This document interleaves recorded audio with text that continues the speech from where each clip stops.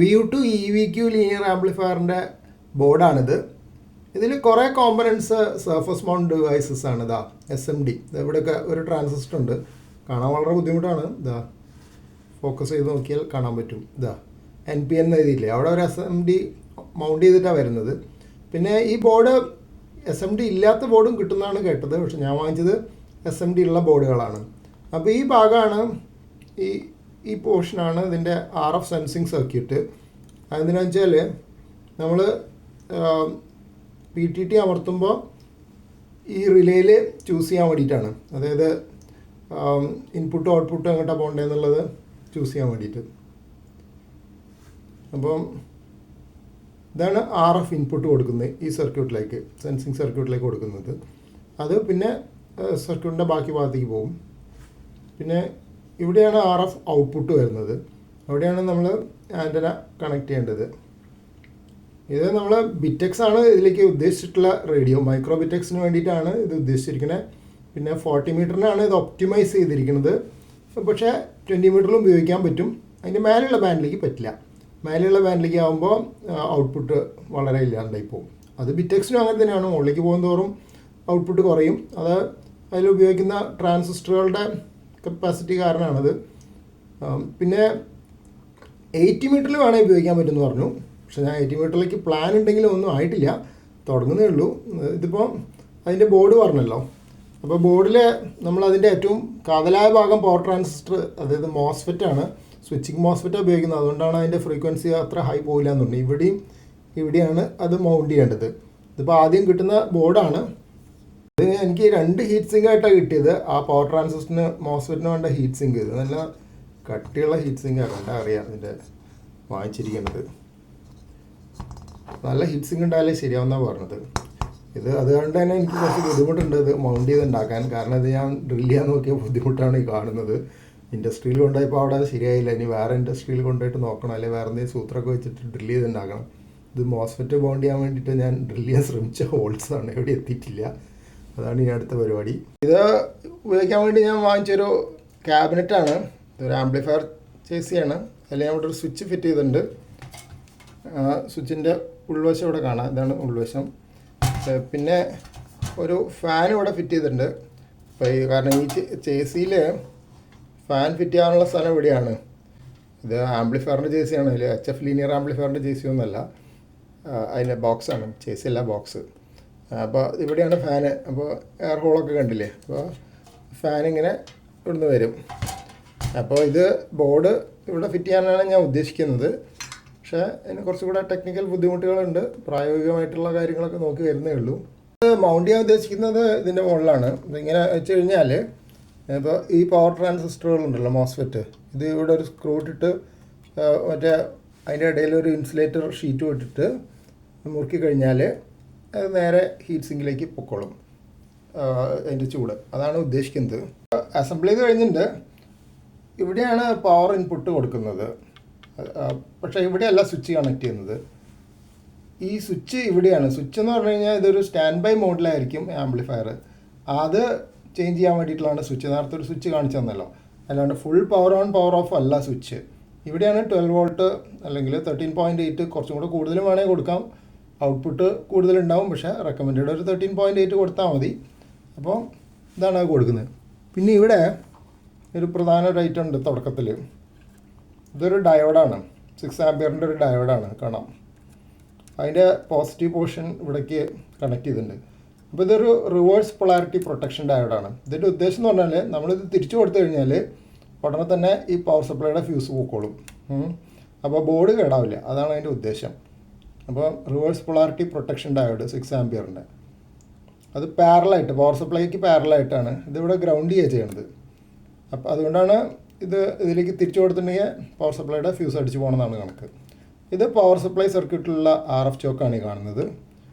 പിന്നെ അതിൻ്റെ തൊട്ടടുത്തുള്ളത് ഇതാണ് ഔട്ട്പുട്ട് ട്രാൻസ്ഫോമർ. ഇത് വൈൻഡ് ചെയ്യാനാണ് കുറച്ച് ബുദ്ധിമുട്ടുള്ളത്. ഇതിൻ്റെ സെക്കൻഡറി ടേൺസ് കാണുന്നതാണ്, അത് സബ്മേഴ്സിബിൾ മോട്ടറിൻ്റെ വയറാണ്. അതിന് അക്രോസ് ലീക്കേജ് ഇൻഡക്റ്റൻസ് കോമ്പൻസേഷൻ കപ്പാസിറ്ററാണ് ഈ കണക്ട് ചെയ്തിരിക്കുന്നത്. ഇതൊക്കെ ഹൈ വോൾട്ടേജ് ആണ്, 2 കിലോ വോൾട്ട് കപ്പാസിറ്ററുകളാണ് ഈ കാണുന്നത്.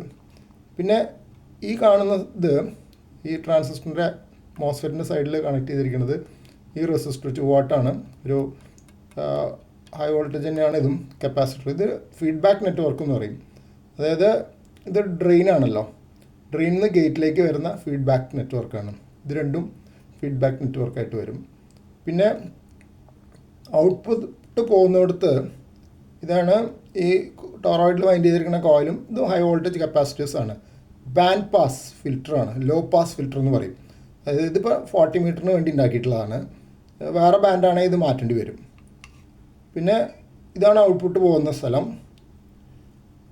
പിന്നെ ഇതിൻ്റെ ഉള്ളിലുള്ളത് പ്രൈമറി എന്ന് പറയുന്നത് ഈ കാണുന്ന കണ്ട, അത് കോപ്പർ ട്യൂബാണ്, AC ഉപയോഗിക്കുന്ന കോപ്പർ ട്യൂബാണ്.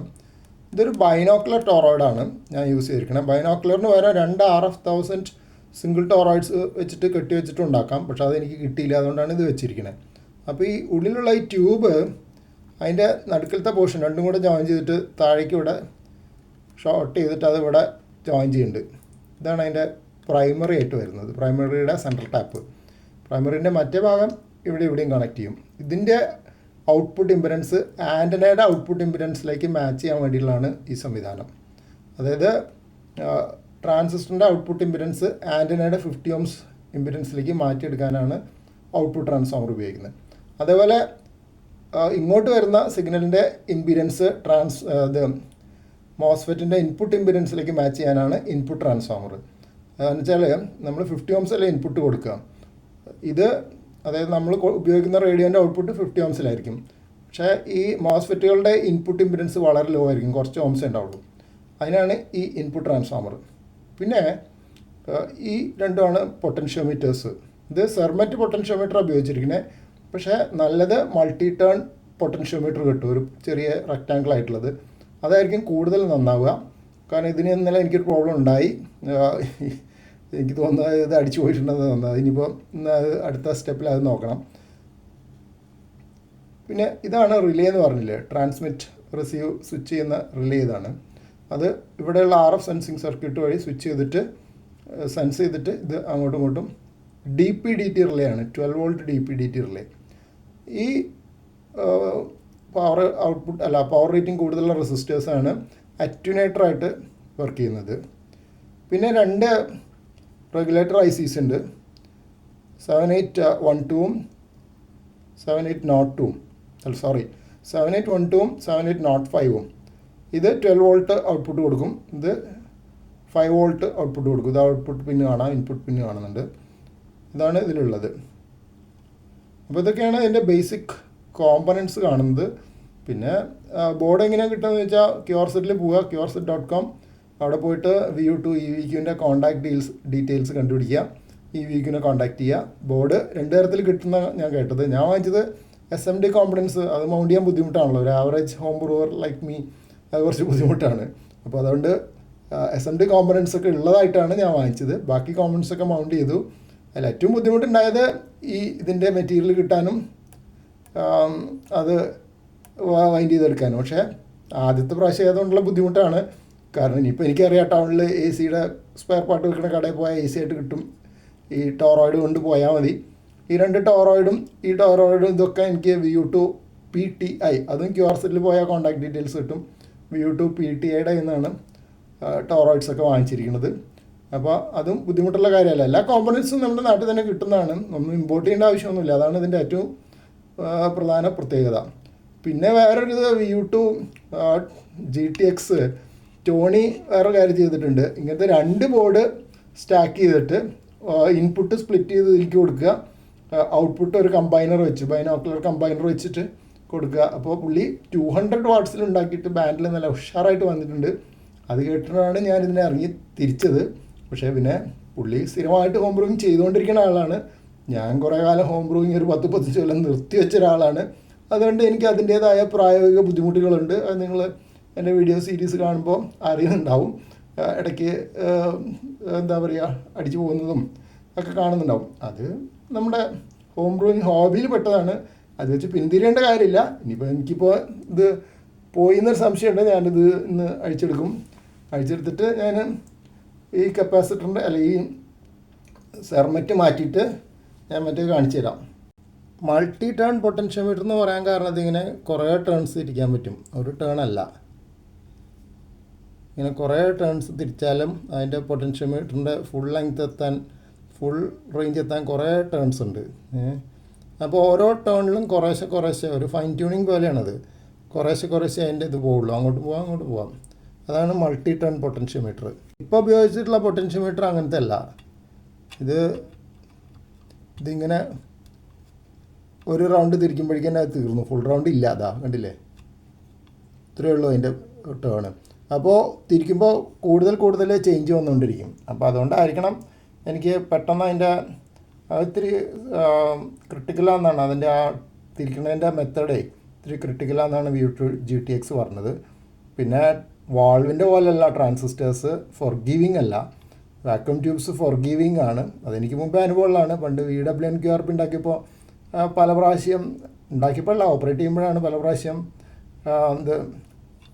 BD139 ഫൈനൽ അടിച്ചു പോയിട്ടുണ്ട്. അതേസമയത്ത് 807 വാൾവിൻ്റെ QR ഉണ്ടാക്കിയിട്ട് ഒരു പ്രാവശ്യം പോലും വാൾവൊന്നും അടിച്ചു പോയിട്ടില്ല. അപ്പോൾ നമ്മൾ സോളിഡ് സ്റ്റേറ്റ് ഉപയോഗിക്കുമ്പോൾ വളരെ കെയർഫുള്ളായിരിക്കണം.